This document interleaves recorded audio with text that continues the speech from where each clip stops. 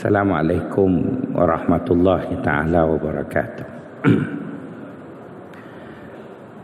Innal hamdalillah nahmaduhu wa nastahdihi wa nastaghfiruh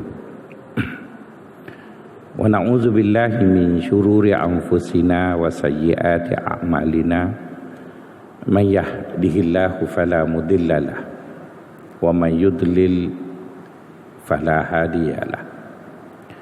Nashhadu an la ilaha illallah wa nashhadu anna Muhammadan abduhu wa rasuluh. Allahumma ja'alna minal ladzina yastami'una al-qawla fayattabi'una ahsana. Allahumma arinal haqqa haqqan warzuqna ittiba'ah wa arinal batila batilan warzuqna ijtinabah. Wa ba'd. Tuan-tuan, puan-puan, sahabat-sahabat yang dikasihi sekalian, pada kuliah Jumaat yang terakhir di hujung Ramadan yang lalu, saya ada menyebut mengenai beberapa tanda apa yang kita lakukan dengan bersusah payah di sepanjang bulan Ramadan itu. Kita amat berharap ianya diterima oleh Allah. Dan para ulama sufi ada menyatakan beberapa indikator yang boleh diguna pakai untuk mengetahui ataupun mengukur adakah apa yang kita lakukan dari berpuasa, tadarus, qiyamul lail, tarawih, sedekah bagi orang buka puasa, bayar zakat dan macam-macam lagi lah kebaikan yang telah kita lakukan pada bulan Ramadan itu. Kita amat berharap ianya diterima oleh Allah. Jadi dalam mengukur suatu pengorbanan yang besar yang kita buat dalam bulan Ramadan itu, dinyatakan bahawa ada 3 tanda Allah mula terima apa yang telah kita lakukan.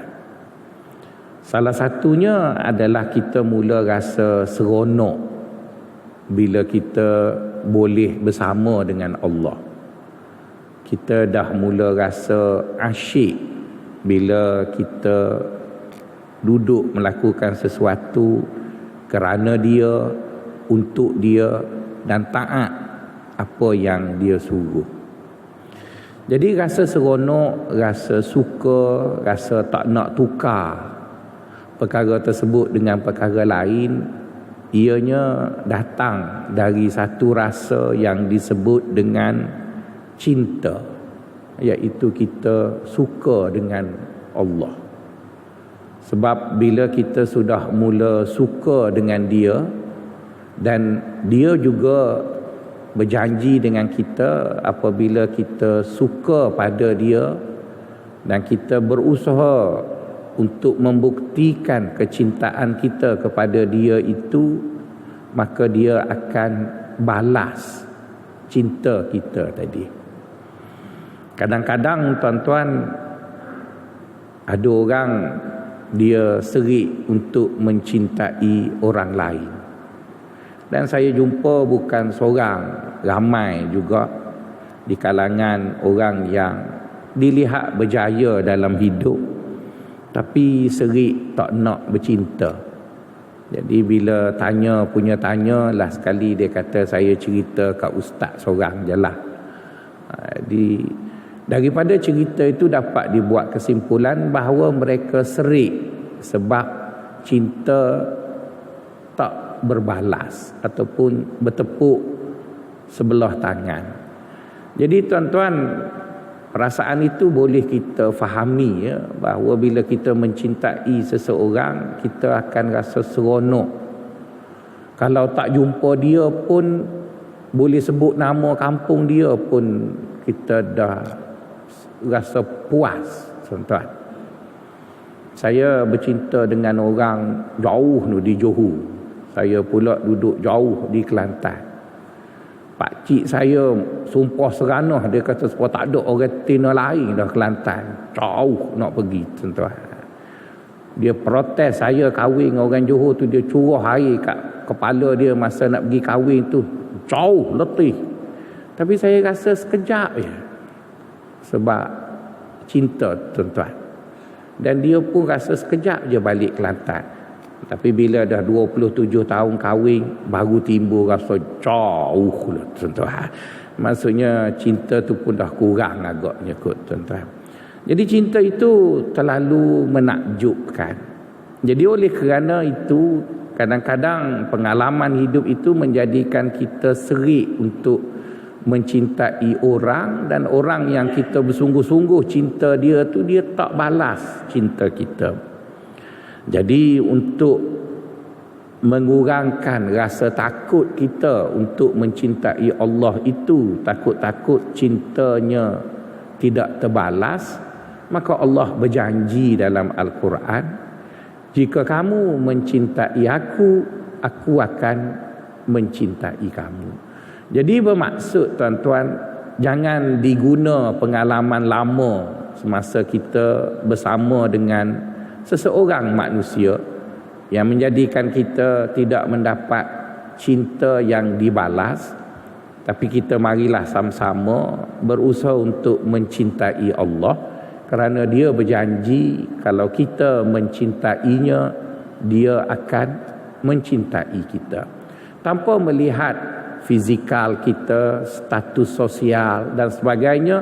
Yang penting kamu kena cintai aku dulu, berusaha untuk mewujudkan kecintaan itu, maka pasti aku akan balas cinta tadi. Itu perkara pertama yang saya rasa cukup menarik untuk berbicara tentang mencintai Allah. Perkara yang kedua tuan-tuan, yang menarik juga untuk berbicara mengenai mencintai Allah, di mana Allah juga berjanji dengan kita, jika kamu telah mencintai aku, maka aku sekali sudah mencintaimu, kamu akan diberi sampai kamu dah tak nak lagi apa yang kamu nak.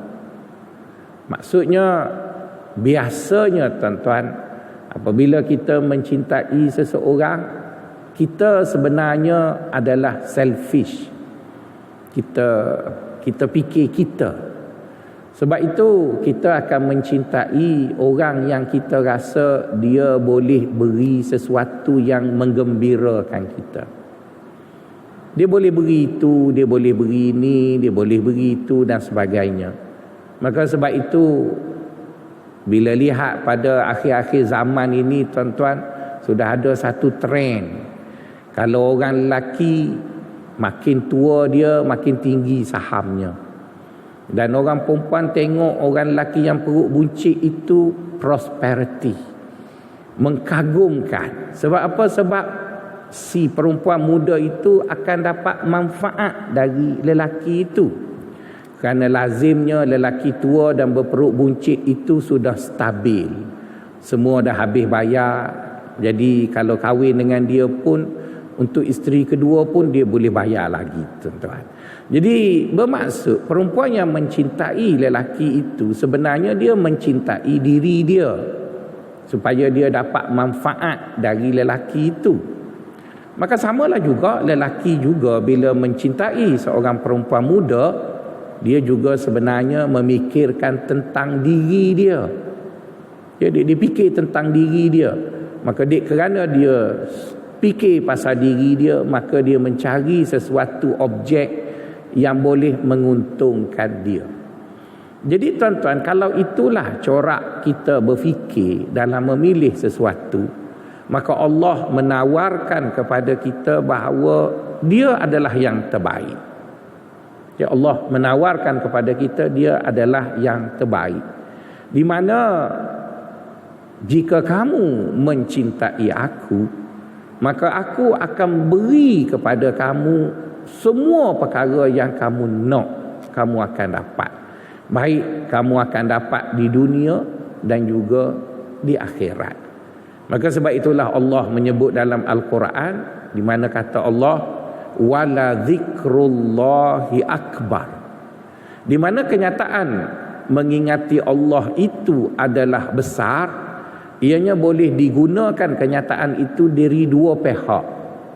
Jika wala dzikrullahi akbar itu dilihat dari aspek hamba kepada Allah, ianya bermaksud mengingati Allah itu di peringkat awal ianya berat dan sukar. Seperti mana kita solat, di mana Allah Subhanahu wa taala menyebut tentang solat, innaha lakabiratun illa 'alal khashiin. Sesungguhnya solat itu adalah beban yang menyusahkan, yang memayahkan, melainkan orang itu bila sudah khusyuk dia tak rasa lagi beban. Seolah-olah Allah ingin beritahu pada kita di peringkat awal, kamu memupuk cinta kamu kepada aku, kamu terasa beban itu. Dan kita cinta siapa-siapa pun kena pikul beban, tuan-tuan. Kena pikul beban. Saya masa nak mengorak dulu, duit tak ada. Ada RM50 je. Ajak bini nak makan pizza. Jadi supaya tak malu pinjam habis duit kawan nak bubuh dalam wallet je supaya nampak banyak. Nanti balik, hantar balik duit tu. Sebab bila buka wallet nampak 10 keping, nampak macam banyak pitih lah. Padahal duitnya sekeping je lah, tuan-tuan. Jadi maksudnya siapa pun bila mencintai sesuatu kena pikul satu beban. Jadi Allah SWT menyatakan dalam ayat itu, wala dzikrullahi akbar, di peringkat awal kamu memupuk cinta itu memang terasa beban. Itu kata para ulama, jika wala dzikrullahi akbar itu dilihat dari sisi manusia kepada Allah. Tetapi kalau dilihat wala dzikrullahi akbar itu dari Allah kepada manusia, wah, cukup mengagumkan. Maknanya bila kamu sudah mengingati dan mencintai Allah, maka Allah bila dah cinta kamu, dia beri banyak sungguh kat kamu. Dia beri. Pernah kita baca satu kenyataan Allah berjanji dengan kekasihnya, iaitu baginda sallallahu alaihi wasallam. Di mana kita semua tahu baginda SAW memulakan perjalanannya dalam mencintai Allah itu dengan banyak berkorban. Buat itu, buat ini, buat itu. Tapi Allah berjanji dekat dia, memang di peringkat awal kamu kena buat macam-macam bagi membuktikan cinta kamu pada aku. Tapi bila sampai giliran aku beri pada kamu pula, maka kata Allah, wala saufa yu'tika rabbuka fatarda. Kata Allah, bila kamu sudah membuktikan bahawa benar-benar kamu mencintai aku, maka aku akan beri pada kamu sampai kamu kata tak nak dah, tapi dia masih beri lagi dan sebagainya. Jadi tuan-tuan, itu keuntungan kedua jika kita mencintai Allah. Jadi tuan-tuan, apabila kita sudah berada di perhentian terakhir dalam perjalanan hidup kita di dunia ini, tuan-tuan, maka perhentian kedua selepas ini sudah tidak lagi menggunakan jasad yang kita ada. Masa kita berusia 20-an, 30-an, 40-an dan sampai ke hari ini, kita banyak pengalaman dengan jasad yang kita ada ni. Kita pernah pergi Paris, kita pernah pergi sana sini, Itali, Milan, dan kita mempunyai banyak kenangan, enjoy dengan jasad kita ni. Dan sekarang kita berada di hujung perhentian, dan perhentian selepas pada ni kita dah tak duduk kat sini. Jadi oleh kerana kita akan pergi kepada perhentian lain, maka sebagai seorang yang bijak, kita sepatutnya berfikir apa yang diperlukan pada perhentian selepas ini. Kita tak perlu lagi recall pengalaman lama, tak perlu kita lagi kenang. Tak perlu kenang dah, tuan-tuan.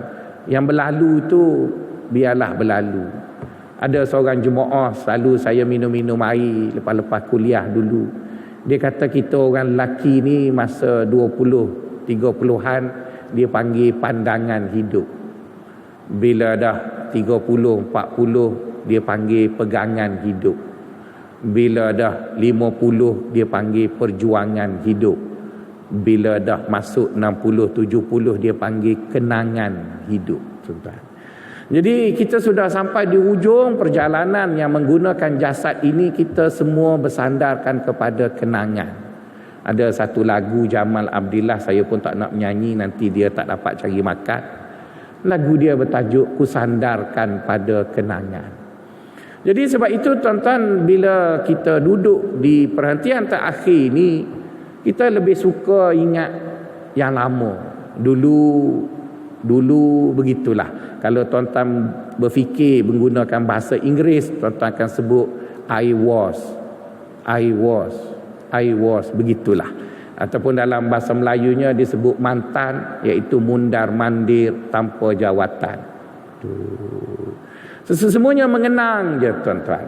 Jadi kalau tuan-tuan rasa di perhentian-perhentian yang telah tuan-tuan lalui dulu, tuan-tuan berjaya enjoy dengan sepenuhnya, tuan-tuan boleh itu, boleh ini, maka saya mengajak tuan-tuan untuk kita enjoy juga pada hidup selepas ini.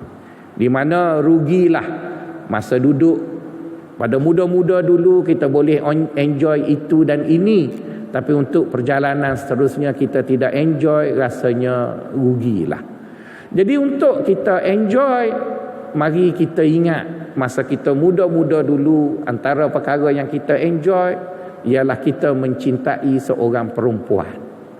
Kita mencintai kerjaya kita mencintai itu dan ini. Jadi bermaksud cinta yang kita pupuk semasa kita muda dahulu telah memberi kita banyak kenangan manis. Sama ada ianya berlaku di dalam negeri ataupun di luar negara. Yang pentingnya cinta itu menjadi asas yang memberi kita kenangan manis bersama isteri kita, bersama dengan anak-anak kita, bersama dengan pemeringkatan ataupun peningkatan kerjaya kita, ianya berasaskan kepada cinta. Jadi tuan-tuan, apabila kita sudah berada di hujung perjalanan ini, maka kita boleh menggunakan cinta yang sama, boleh menggunakan perasaan yang sama, cuma mungkin objeknya sudah berbeza. Kalau kita masih mencintai anak kita seperti mana kita masa ketika mana dia muda-muda ataupun dia kecil-kecil dulu, maka kita sering kecewa. Saya tak tahu, mungkin anak tuan-tuan baik-baik belaka, tapi saya pun dah anak besar-besar. Bila kita bercakap, dia dah canggah apa yang kita cakap. Bila kita marah, dia angkat punggung, tinggal meja makan. Jadi kita rasa, kita dah tak boleh harap kepada mereka seperti mana yang kita khayal masa kita kecil dulu. Begitu juga dengan isteri kita, begitu juga dengan orang. Kadang-kadang kita datang sini, kita ada idealisme tertentu, kita bercakap tentang kita, ada orang lain bangkang, orang tak setuju. Jadi bermaksud tuan-tuan, makin kita tua, kita makin disisih. Idea kita, orang dah berani canggah. Dulu orang tak canggah sebab kita ketua pengarah. Sekarang orang kisah apa kau mantan ketua pengarah, tuan-tuan. Dulu orang tak canggah kita sebab kita duta, tuan yang teramat mulia, duta bla bla bla. Sekarang engkau adalah mantan duta. Apa aku kisah, tuan-tuan. Jadi maksudnya tuan-tuan, orang yang kita harap dulu, kerjaya yang kita semua nikmati dulu, sudah tidak lagi memberi kepada kita, kerana mereka adalah makhluk. Tapi ada satu pihak yang menjanjikan kepada kita, seperti mana yang disebut tadi, wala saufa yu'tika rabbuka fatardah.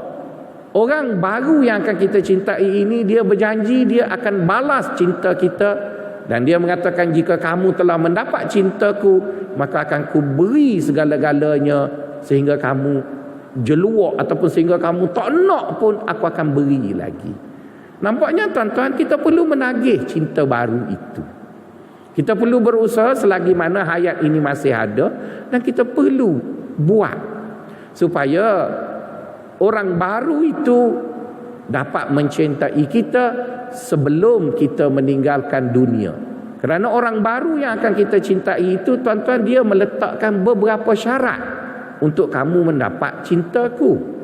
Maka syarat-syarat itu haruslah kita penuhi agar kita tidak terlewat, di mana bila kita pulang ataupun meninggalkan dunia ini, kita meninggalkan dunia dalam keadaan kita dicintai. Tuan-tuan, bila kita tua, ya tuan-tuan, antara perkara yang disebut-sebutlah ya bila bercakap dengan tuan-tuan, ada beberapa perkara menunjukkan bahawa kita sudah tua. Salah satunya apabila kita tak suka lagi bersesak-sesak. Bila nampak kedai tu ramai orang, kita pun lari. Bila tengok tempat itu banyak orang, kita pun lari. Maka itu menunjukkan bahawa tubuh kita sudah tidak suka kepada bersesak-sesak. Jadi kita suka kepada suatu layanan istimewa. Kita suka pada satu layanan istimewa. Dan alhamdulillah masjid tuan-tuan, ada orang memberi layanan istimewa kepada jemaah. Betul kan? Ada tikar dihampa, nak makan, ada orang letak. Seronok sangat tuan-tuan bila istimewa macam tu. Jadi bila kita tak suka pada bersesak-sesak, kita nak ada orang layan kita, maka lazimnya perkara itu kita dapat masa kita ada jawatan dulu. Masa kita ada jawatan dulu. Saya tak adalah jawatan sebesar tuan-tuan, tapi pernahlah jadi ketua jabatan kat universiti. Seronok juga tuan-tuan. Bila nak makan tu, kalau ada jamuan, walaupun pergi lewat, ada kerusi untuk kita tuan-tuan, kita duduk. Pergi pejabat, walaupun pukul 11 pagi baru masuk pejabat, parking depan pintu pejabat ada orang tak ambil tuan-tuan. Bila masuk pejabat, batuk sikit je, PA terus bawa ubat batuk cap kelapa laut. Doktor batuk, ya. Seronok tuan-tuan. Itu baru ketua jabatan universiti yang tak ada jawatan. Kalau jeneral tentera lagi hebat. Saya difahamkan 5 askar servis untuk seorang jeneral tuan-tuan. Waktu kadang-kadang ada orang kata jeneral pencing, nak cocok ATM pun tak reti. Dah semua orang urus tuan-tuan. Oh seronok tuan-tuan. Lepas tu pula jadi ketua jabatan kerajaan lagi seronok. Boleh allowance makan tapi tak guna pun duit. Sebab dulu masa bajet banyak, mesyuarat je nasi arak terus tuan-tuan. Sekarang ni je mesyuarat teh bacu sendiri. Dulu ketua jabatan patutlah boleh beli kereta besar sebab tak belanja pun duit tuan-tuan. Lepas tu dah lah tak belanja. Kalau dia kata sedap, orang bukuh lagi buat balik tuan-tuan. Seronok tuan-tuan. Orang yang jadi duta lagilah seronok. Boleh buat balik kereta, ada tu macam-macam kita dapat. Itu yang beri pada kita tu manusia je tuan-tuan. Belum Allah lagi beri.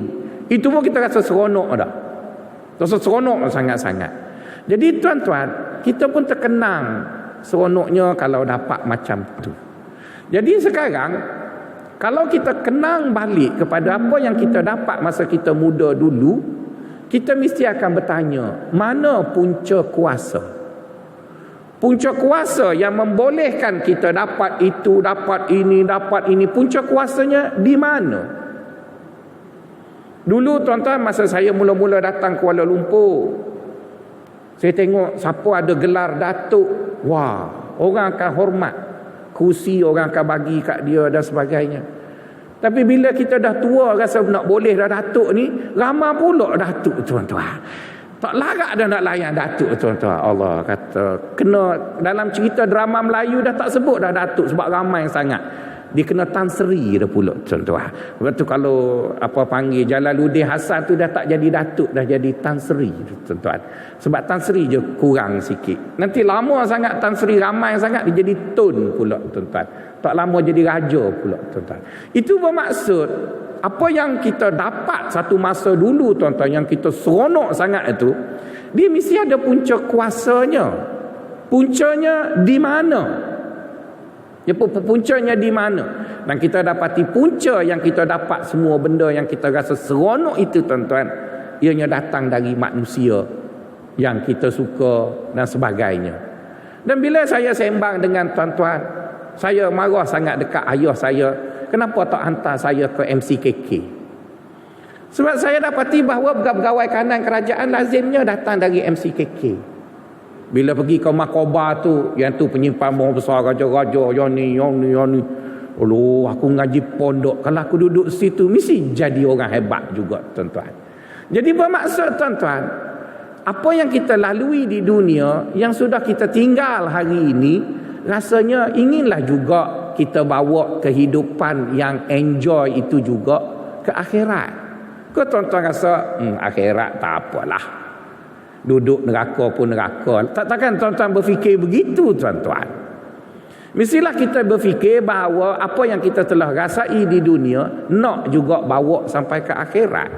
Jadi kalau kita nak bawa benda yang sama yang telah Allah beri pada kita semasa kita hidup di dunia, maka ada beberapa kaedah yang harus kita penuhi. Kerana kalau kita tidak penuhi perkara tersebut, maka dia tak semesti, bukannya suatu garanti. Apabila kita jusa di dunia, maka jusa juga di akhirat. Dia tak ada link kerajaan, tuan-tuan. Dia tak ada link. Dia tidak kata kita sukses masa muda, maka akhirat mesti sukses juga. Kalau kita pergi ke akhirat nanti, tak boleh kita kata, Malik Ridwan, yang tak kenal kau kawan ni siapa?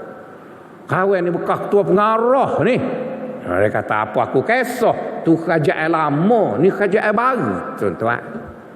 Malah sesama manusia pun, bila PM jatuh, habis jatuh, tuan-tuan, naik PM 10 pula, tuan-tuan. Dah lain dah, tuan-tuan. Tukar kerajaan pun lain, apatah lagi tukar dunia kepada akhirat. Jadi tuan-tuan, mengenangkan nikmat yang banyak kita rasa semasa kita muda dulu, maka saya mengajak tuan-tuan untuk dapat benda yang sama, malah lebih baik. Seperti mana yang Allah sebut, walasau fayu'tika rabbuka fatardah. Allah akan beri pada kamu semua benda yang kamu nak sampai kamu kata cukup ya Allah, cukup dah tak nak. Dia beri lagi, tuan-tuan, dia beri lagi. Kita duduk kat dunia, tuan-tuan, kita tengok bini kita dah mula mengecut dan tak cantik, kita jeling dekat perempuan muda. Tapi kita tak buat benda mengarut, maka dekat akhirat Allah bagi orang paling sikit masuk syurga dapat 500 bidadari. Sekali kau dapat. Dekat dunia kita jadi duta, jadi pegawai PTD, duduk di Amerika tengok orang minum arak, kita sabar, kita kata cobaan, kita tak minum arak. Sekali masuk syurga dia tak bagi sebotol, dia bagi sesungai. Minumlah engkau, tuan-tuan. Jadi bermaksud, tuan-tuan, Allah itu kaya dan dia bersedia untuk beri sesuatu yang lebih besar daripada apa yang telah kita nikmati. Tapi semuanya itu tak adalah diberi secara percuma, tak adalah diberi secara gratis. Dan tuan-tuan janganlah risau, dia minta syarat pun bukanlah payah sangat pun, ada. Dan syarat-syarat itu boleh kita penuhi walaupun kita sudah berada di penghujung destinasi kita ini ataupun di penghujung stesen yang kita berhenti ini. Sekejap lagi kita akan berpindah ke alam yang lain. Jadi tuan-tuan, bila situasi itu dapat kita fahami, maka sekarang kita akan bertanya, di mana punca kuasa untuk kita enjoy juga di akhirat nanti? Punca kuasanya adalah mencintai Allah dan Rasulnya. Punca kuasanya di situ. Jadi rugi sangatlah, tuan-tuan, jika kita meninggalkan dunia ini dalam saki-baki peluang yang masih ada ini, kita tidak berjaya menggamit cinta dia. Kita tak berjaya menggamit cintanya, maka kita akan pergi dalam keadaan yang menyesal dan sesesal-sesalnya, dan kita tak boleh lagi undur apabila kita berada di sana nanti. Jadi tuan-tuan, mungkin tuan-tuan akan kata, Ustaz duk suruh saya gamit cinta Allah. Ustaz sedar tak saya ni sakit lutut, sakit pinggang. Kalau dulu, tuan-tuan, saya rasa mula-mula saya mari mengajar masjid, tuan-tuan ni, saya tak tengok pun tuan-tuan semayang atas kerusi, tuan-tuan. Sekarang tak boleh nak semayang dah, tepi dan tepi ni, tuan-tuan, semua penuh kerusi tu, tuan-tuan. Maksudnya sakit lutut lah tu tuan-tuan. Sakit lutut, sakit pinggang, sakit belakang. Kalau dulu ramai juga yang duduk kat tengah, mungkin saya muda-muda lagi. Sekarang semua duduk kat tepi belakang tuan-tuan. Jadi apa maksud? Kami tak larat ada ustaz. Tapi ustaz masih duduk suruh kami gamit cinta Allah. Jadi tuan-tuan, kalau tuan-tuan fikir nak gamit cinta Allah itu kena cergas, saya ada satu hadis Nabi. Saya ada satu hadis Nabi. Hadis ini menjadi teras kepercayaan orang-orang tasawuf, di mana orang tasawuf letak hadis ini pada muka surat pertama ketika mana orang tasawuf berbicara mengenai Tuhan. Apa yang disebut dalam hadis tersebut, di mana dalam kitab Hikam disebut dalam hikmah yang pertama, kata baginda sallallahu alaihi wasallam, lan yudkhila ahadakum amaluhu aljannata.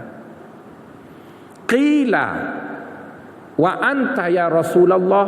Qala wala ana illa an yaghmidani Allahu bi rahmatihi wa fadli. Yang bermaksud, sesekali amalan yang banyak dilakukan oleh seseorang itu tidak membawanya ke syurga.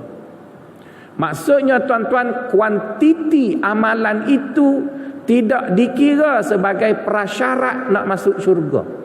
Kuantiti itu. Nabi sebut begitu, lan yudkhila ahadakum amaluhu aljannata. Maksudnya amalan yang banyak itu tidak menjamin pun kamu masuk syurga. Maka sahabat tercengang, kerana sahabat duduk faham kena buat banyak baru boleh masuk syurga.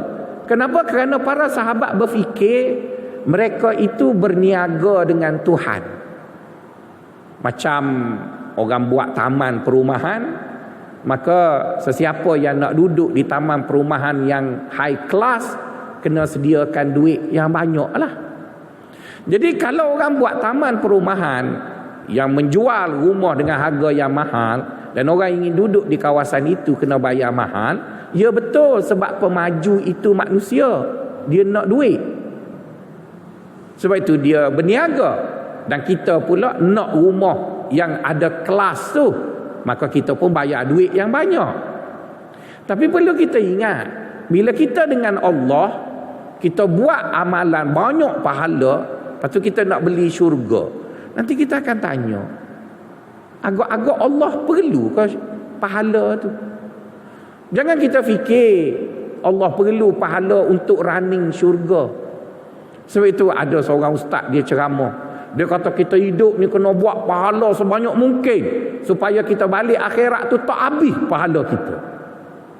Tuan-tuan, bila kita guna perkataan banyak, maka banyak itu walau banyak macam mana pun kena habis, tuan-tuan. Sebab dia banyak. Dulu tuan-tuan, negara kita banyak tanah, banyak galian, banyak kepercayaan orang. Tapi bila semua dah songlap, dah sondol habis, tak ada apa dekat tuan-tuan.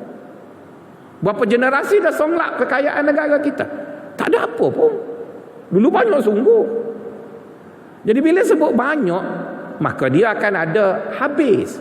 Jadi kalau tuan-tuan buat pahala banyak sangat nak masuk syurga, tuan-tuan tu ingat tuan-tuan boleh guna pahala tu untuk bayar. Nanti tuan-tuan nak duduk berapa lama? Mungkin tuan-tuan duduk 1000 tahun, dah habis dah pahala. Masuk? Nak jana pahala balik, mana ada syarikat pelaburan saham pahala? Tak ada dekat sana, tuan-tuan.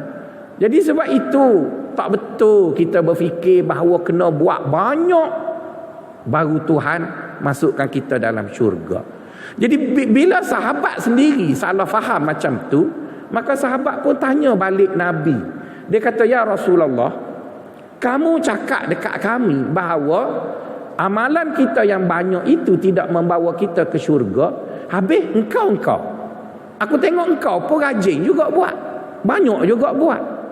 Maka baginda SAW menjawab dengan tegas, wala ana. Iaitu aku sendiri pun tidak masuk syurga kerana banyak buat amalan. Maka sahabat pun bertanya, habis apakah asas untuk kita masuk syurga? Asas untuk kita masuk syurga, maka jawab Nabi, illa an yaghmidani Allahu bi rahmatihi wa fadli. Iaitu kita semua masuk syurga kerana Allah suka dengan kita dan dia sayang dengan kita. Jadi fahamlah kita daripada hadis itu, punca kuasa yang memungkinkan kita enjoy di akhirat nanti bukanlah banyak. Jadi apabila bukan banyak, khabar gembiralah kepada tuan-tuan yang sakit pinggang. Khabar gembiralah kepada tuan-tuan yang sakit lutut. Tak minta banyak pun, tapi mesti buat betul seperti yang dia nak. Mesti buat betul seperti yang dia nak. Jadi yang merisaukan kita hari ini ialah dalam kita duk buat-buat ni, dahlah tak banyak. Betul tak kita buat yang dia nak? Jadi untuk itulah saya rasa ingin berkongsi dengan tuan-tuan beberapa maklumat yang saya ketemui dalam Al-Quran, dalam hadis Nabi, yang ingin memberitahu kepada tuan-tuan bahawa kita harus mempunyai gambaran yang betul tentang apa yang Allah Ta'ala suka. Dan bila kita dah buat apa yang dia suka tadi, walaupun pada kadar yang tidak banyak, tapi kita buat yang dia suka. Dan dia buat yang dia suka. Di Akademi Islam tu ada seorang profesor perempuan cantik. Comel lah dia, ya. Tapi dia lebih senior dari saya lah. Masa dia belajar di Akademi Islam tu, ramai kawan-kawan dia duk pikat dia. Jadi untunglah boleh bunga, boleh makan tengah hari percuma. Tu orang comel ni 5 langkah lebih untung dari orang uduh. Saya uduh tak ada siapa nak beri, tuan-tuan. Jadi untunglah dia, tuan-tuan. Jadi ramai kawan-kawan tak berapa cerdik sebab pikat anak dara. Dan kita tahu ustazah kan budak pemalu, suci, tak layan lelaki. Jadi pikat berhabis ke duit je. Ada seorang tu budak Perak, cerdik sekali, dan dia dapat profesor paling muda di Akademi Islam sebab dia cerdik sangat. Dia tak pikat budak tu, dia pergi pikat ayah budak tu. Budak tu budak Kelantan, duduk di Tok Uban, tuan-tuan. Dan budak tu pula ayahnya seorang guru tarikat. Jadi si profesor ini, budak lelaki ni yang boleh jadi suami pada budak perempuan tu, sekarang dia masih ada lagi profesor di Simlayah tu. Dia tiap-tiap kali cuti semester pergi berguru dengan ayah budak perempuan tu. Tidak kerana Allah pun, kerana nak pikat anak dara tu, tuan-tuan. Tiap-tiap kali ayah dia meratik, ada je budak tu. Jadi bila ramai-ramai budak Kelantan meratik dengan tok guru, tiba-tiba ada seorang budak Perak. Biasakan kita suka pada ekspor import kan, pemain import. Jadi tok guru Kelantan ni kagumlah dengan budak Perak ni. Jauh Perak pun mari duk meratik dengan aku juga.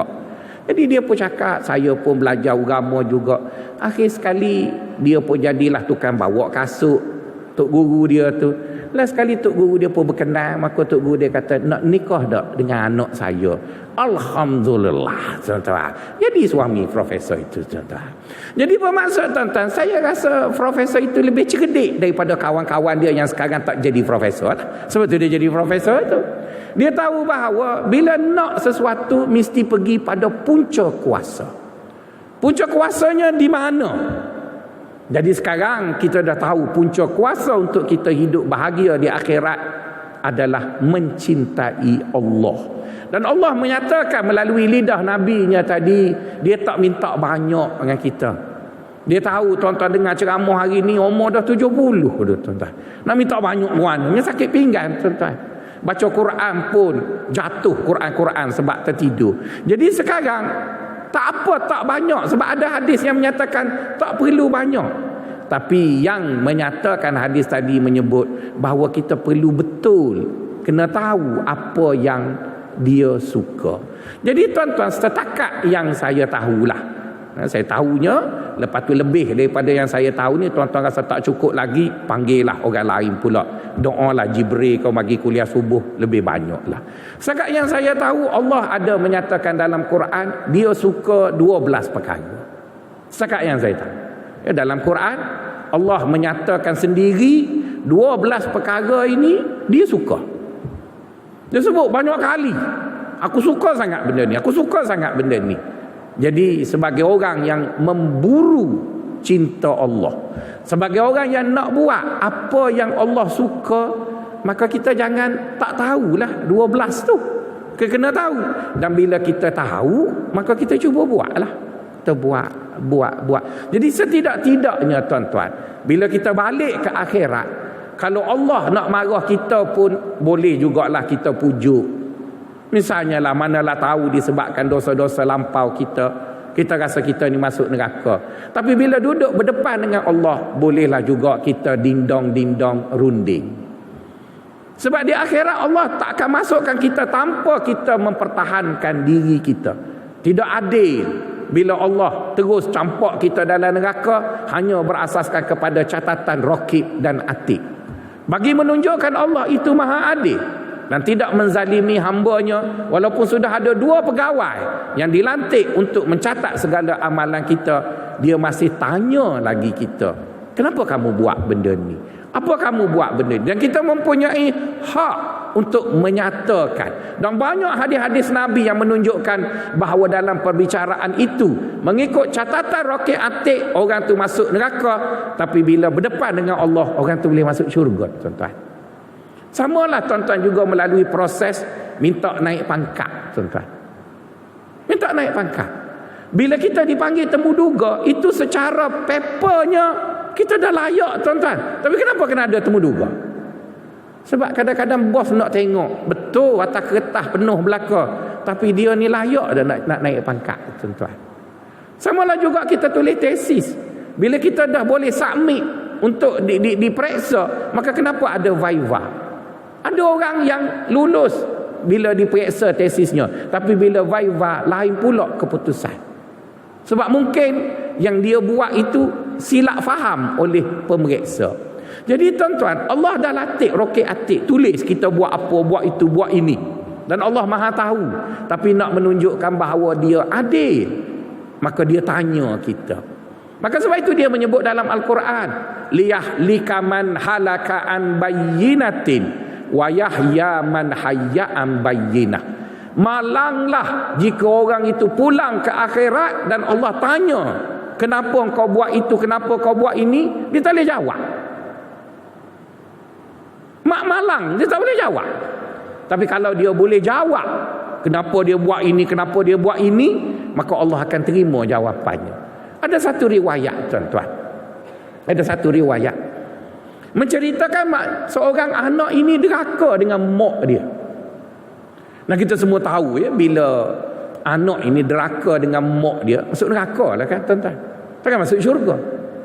Jadi bila sampai di akhirat, dibacalah apa yang dia buat terhadap mak dia, macam-macam tadi, dibuat kesimpulan budak ini akan dicampak ke dalam neraka kerana derhakakan mak dia. Maka bila dibaca pertuduhan, dibaca, maka dibuat kesimpulan kamu ahli neraka. Maka dia minta untuk defend diri dia. Dia kata, ya Allah, okeylah, itu rakib atid tulis saya derhaka. Saya nak nafi macam mana? Dah tulis begitu, dia memang begitu pun. Tapi boleh tak saya nak semak balik penghakiman ini? Maka disuruh budak tu jawab. Maka budak tu kata, ya Allah, mak saya dulu, masa dia nak lahirkan saya, dia cari bapak saya tu kepala pengat, orang jahat. Dia tak nikah dengan orang baik. Oleh kerana dia cari bapak saya orang jahat, maka DNA bapak saya kena kat saya. Lepas tu dahlah dia cari bapak yang jahat, mak saya pun jahat juga, DNA dia kena kat saya pula. Nombor 2 dah. Nombor 3, dia bubuh nama saya pun nama orang jahat tu. Orang baik mungkin nama Yusuf, Ahmad, dia bubuh nama saya X331, nama pun orang jahat tu. Ada orang, tuan-tuan, dia bubuh nama anak dia tu macam robot je, ZFX13. Jadi mak saya tu cari ayah jahat, dia sendiri jahat. Lepas tu dia bubuh nama saya jahat. Selama saya kecil, saya tak pernah jumpa benda baik mak saya ajar saya. Mak saya tak pernah ajar benda baik. Lepas tu saya makan, saya tak pernah makan benda halal, mak saya sumbang hak haram berlaku. Jadi bila budak tu sebut begitu, saya berkawan dengan orang jahat, mak saya petunjuk ajar benda jahat. Tuan-tuan, apa yang berlaku? Semak balik penghakiman tu, mak dia masuk neraka, dia masuk syurga, tuan-tuan. Jadi bermaksud, tuan-tuan, Allah SWT dia tidak sezalim percaya pada Roqeah Atib, dan bukanlah dia tak percaya pada Roqeah Atib, tapi nak menunjukkan kepada kita bahawa proses untuk kita masuk syurga atau masuk neraka itu berlaku seadilnya. Bukankah kita percaya setiap kali kita dinafikan hak kita, kita akan kata kita jumpa di akhirat? Betulkah kita kata begitu? Maka itu menunjukkan kepada kita percaya bahawa proses penghakiman akan benar di akhirat nanti. Akan benar di akhirat nanti. Dan tak ada siapa pun yang akan dizalimi. Maka sebab itu kita berani kata kita jumpa di akhirat. Tak apalah hari ini kau menang kerana kau itu ini, tapi di akhirat nanti. Jadi bermaksud, tuan-tuan, kenapa kita begitu yakin kita akan menang kes ini di akhirat? Kerana kita ada jawapan. Kita ada jawapan. Jadi di atas faham yang samalah, tuan-tuan. Di atas faham yang samalah, bila kita balik ke akhirat, walaupun kita sudah berada pada usia yang tua, walaupun kita baru tahu Allah ni suka benda itu, benda ini, lepas tu kita tak sempat nak buat banyak. Jadi bila disebut oleh Roqeah Atib kita adalah buat dosa itu dan ini, tapi bila sebelum dia buat keputusan, dia kata ada apa-apa nak cakap ke? Mesti akan dia tanya macam tu. Jadi kita akan sebut, ya Allah, aku pun malu juga nak cakap banyak. Aku 5 hari nak mati tu dengar kuliah subuh Dr. Faisal. Dia sebut ada 12 benda yang engkau suka, ya Allah.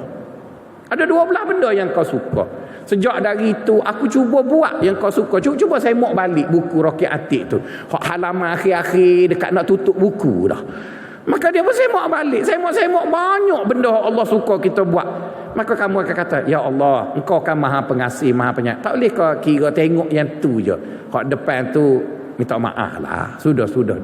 Jadi paling kurang, tuan-tuan, boleh juga cakap. Boleh juga tuan-tuan cakap bahawa aku baru tahu. Kalau aku tahu lama dah, masuk MCKK lagi aku buat. Tapi nak macam mana? Tak ada kuliah subuh masa tu. Ni baru jumpa. Jadi bermaksud, saya buat lah. Dah tahu tu, saya buat. Tapi manalah saya tahu lepas dengar kuliah subuh tu mati dah pula. Jadi tapi sempatlah buat, tuan-tuan. Jadi bermaksud setidak-tidaknya kita ada jawapan. Kita boleh cakap dengan Allah, ya Allah, sebelum ni aku faham lain. Sekarang aku dah tahu mu suka benda ni. Misalnya Allah sebut dalam Quran, innallaha yuhibbul muhsinin. Sesungguhnya Allah itu amat suka kepada orang yang muhsin. Maka perlu diperjelaskan apa makna ihsan. Misalnya dalam ayatnya lain Allah sebut innallaha yuhibbut tawwabin. Allah suka kepada orang yang bertaubat. Allah sebut lagi innallaha yuhibbul mutatahhirin. Allah suka kepada orang yang bersih. Dalam ayatnya lain innallaha, padahal 12 itu menunjukkan bahawa Allah suka itu, suka ini, suka ini. Contohnya satu ayat yang Allah sebut bahawa fa'fu wasfahu. Allah kata maafkanlah orang. Maafkanlah orang. Kerana Allah suka sangat kepada orang yang memaafkan orang. Dulu, tuan-tuan, saya adalah beberapa orang yang saya marah. Saya tak suka dengan dia dan dia telah memudaratkan saya. Maka saya pun bawa lah rasa tak suka itu, tuan-tuan, dalam hidup saya. 20 tahun saya bawa rasa marah tu, tuan-tuan. Tapi apa yang saya dapat daripada rasa marah itu ialah saya sendiri menderita. Dia happy je. Kita je menderita. Jadi janganlah tuan-tuan buat benda tolol seperti saya buat. Sebaliknya kita buatlah seperti Allah suka, di mana Allah kata dia suka orang yang memaafkan. Maka saya pun fikir, orang buat nanya kat aku banding dengan orang buat nanya dekat Allah, rasa teruk lagi orang buat nanya kat Allah, tuan-tuan. Allah bagi rezeki macam-macam dekat orang kafir, tapi dia pergi sembah Tuhan lain, tuan-tuan. Oh, kalau kita jadi Tuhan, lama mampu habis orang lain tu, tuan-tuan. Tapi dia senyum je, tak apalah. Nak sembah Tuhan lain, sembah. Dia tak marah pun, tuan-tuan. Kita yang sembah dia pun berapa kali janji dalam bertaubat, tiap kali pergi Mekah, ya Allah aku dah taubat, tak nak buat dah, tak nak balik. dah 2 minggu je, lepas tu buat balik. Kalaulah dia asyik duk tutup janji kita, saya rasa kita semua pakai mati tercabut kepala, tuan-tuan, lempang ke dia. Tapi dia okey ya. Dia okey ya. Jadi bermaksud, tuan-tuan, dia mengajar kita bahawa dia suka orang itu mempunyai sikap maafkan orang. Maka disebutlah dalam satu riwayat, ada seorang lelaki itu dia datang lalu depan Nabi sedang duduk di serambi Mekah, di serambi masjid itu. Bersama Nabi itu ada Ibnu Abbas. Masa itu Ibnu Abbas masih kecil. Nabi kata, kalau kamu nak tengok ahli syurga, Nabi kata tu orang tu lah. Nabi tunjuk ke orang. Jadi Ibnu Abbas rasa, siapa dia orang ni? Bukanlah sahabat dekat dengan Nabi, hanya lalu depan Nabi tu, Nabi pun tunjuk, kalau nak tengok ahli syurga tu lah. Jadi Ibnu Abbas kata, ni menarik ni.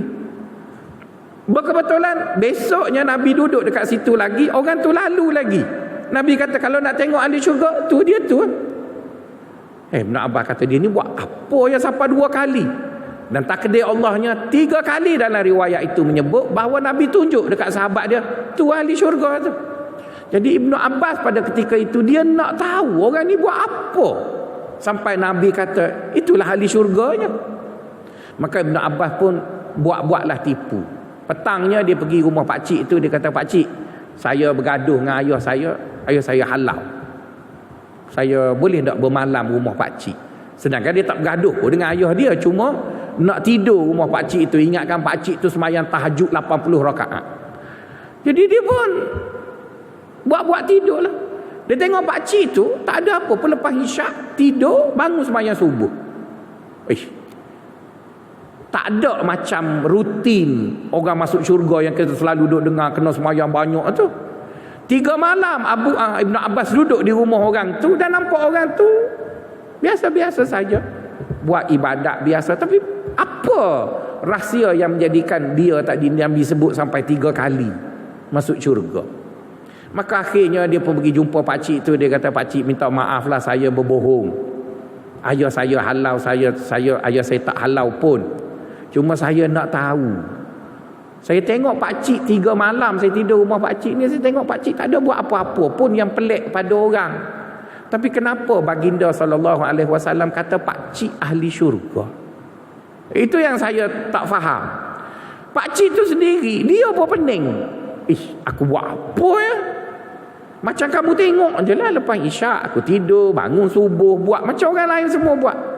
Maka pakcik tu pun kata, oh ya, ada satu benda yang aku buat sebelum tidur, iaitu aku cuba maafkan semua orang yang menyakiti aku, sama ada sengaja ataupun tak sengaja, kerana aku nak tidur, aku tak mahu berdendam dengan siapa-siapa. Jadi tuan-tuan, hadis itu menunjukkan kepada kita, orang itu dia buat benda yang Allah suka, tu je dia buat, tuan-tuan. Itu je dia buat. Tapi oleh kerana apa yang dia buat walaupun dilihat sikit ataupun kecil, tapi benda itu Tuhan suka, Allah suka. Jadi bila dia buat satu benda yang Allah suka, maka tidak menjadi halangan oleh Allah untuk memasukkan orang itu ke dalam syurga. Malah ada satu hadis lagi yang menegaskan, wa innar rajula la yaqulu bi kalimatin min sakhatillah walau kana habbatin la da'ahu fi qa'rin nari jahannam wa in kana rajulun la yaqulu bi kalimatin ma yuhibbuhullah walau kana min habbatin la wada'u fi a'la illiyyin. Yang bermaksud, kalaulah seorang itu melakukan ataupun mengatakan satu perkataan yang remeh sahaja, maksudnya sepatah kataan je dia sebut, tapi perkara yang dia sebut tu Allah benci, maka sudah cukup bagi Allah untuk meletakkannya di bawah neraka yang paling panas. Dan jika seorang lelaki itu berkata dengan satu perkataan yang kecil je, mungkin satu perkataan, tapi perkataan itu Allah suka, maka Allah boleh letaknya di puncak syurga yang paling tinggi. Bermaksud Allah mempunyai kuasa mutlak untuk letak di mana orang yang dia suka. Maka sekarang fahamlah kita bahawa bagi kita yang berada di hujung perjalanan ini, realitinya kita tak mampu dah nak buat banyak, maka jangan risau. Masih ada jalan lain untuk kita buat, di mana ianya tidaklah banyak, tetapi kita buat secara bersasar, bukan tersasar, iaitu kita sasarkan apa yang Allah Ta'ala suka, kita cuba buat, Setakat yang saya tahu tuan-tuan, dalam Quran ada 12, dalam hadis ada 60. Jadi 12 campur 60 tu kalau nak dibaca satu-satu perlu 3 tahun punya kuliah.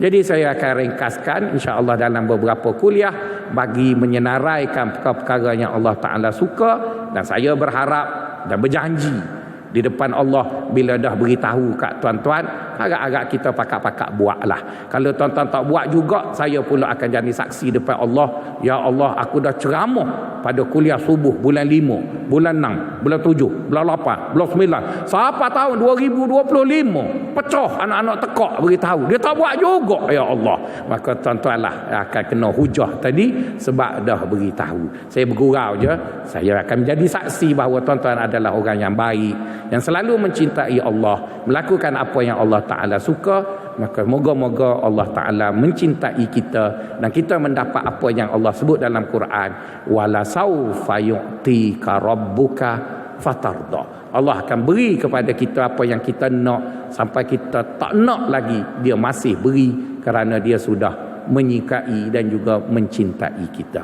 Saya rasa setakat itu dulu. Kita jumpa lagi dalam kesempatan yang akan datang untuk mencerakinkan, guna istilah Perdana Menteri kita, bagi menggambarkan keterangkuman 60 tadi, insya-Allah. Assalamualaikum warahmatullahi wabarakatuh.